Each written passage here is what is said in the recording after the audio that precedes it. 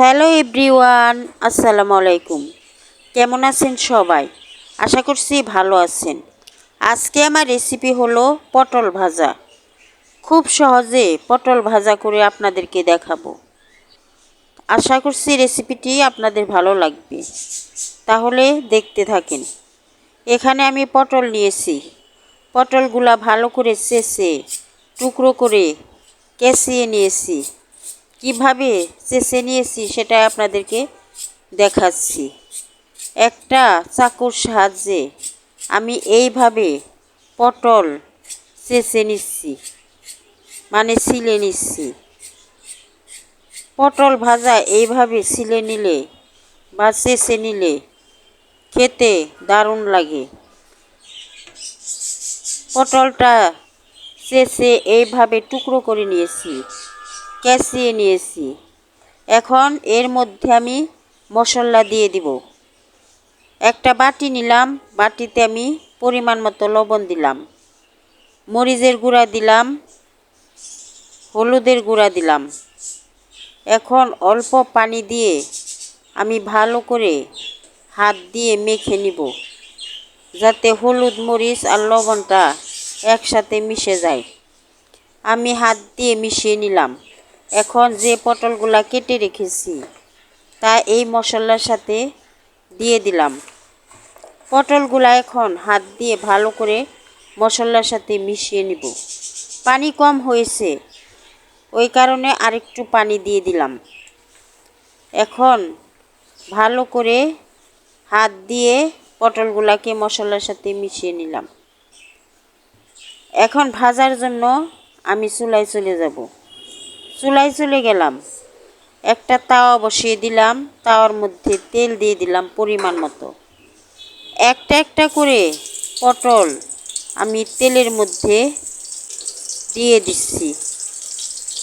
পটলগুলা দেওয়ার পর আমি এক পিঠ ভেজে নিব। পটলগুলা আমার দেয়া হয়ে গেছে। এখন ঢাকনা দিয়ে ঢেকে দিব। ঢাকনা দিয়ে ঢেকে আমি এক পিঠ ভালো করে ভেজে নিব। এক পিঠ ভাজা হয়ে গেছে। এখন সবগুলা পটলই আমি একটা একটা করে উল্টিয়ে দিব। এই সময় চুলার জালটা মিডিয়ামে রাখতে হবে, তা না হলে পটলগুলা পুড়ে যাবে। আমার এক পিঠ পটল ভাজা হয়ে গেছে।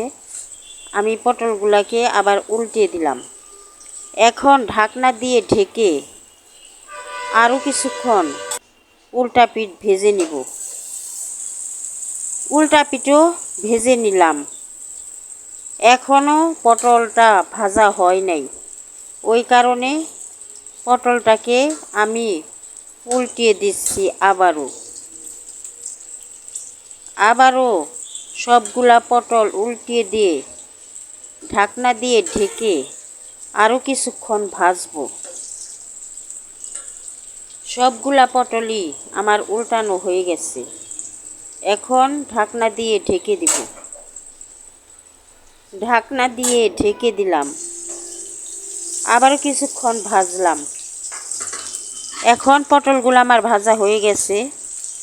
আমি পটলগুলা তেলের থেকে তুলে নিব। এইভাবেই আর বাকি পটলগুলাও ভেজে নিব। সবগুলা পটলই আমি তেলের থেকে তুলে নিলাম। এখন বাকি পটলগুলাও ভেজে নিলাম। এইভাবে পটল ভেজে ভাত দিয়ে খেলে দারুণ লাগে। যদি আমার রেসিপিটি আপনাদের ভালো লাগে তাহলে আমাকে লাইক, কমেন্ট এবং সাবস্ক্রাইব করবেন। আল্লাহ হাফেজ।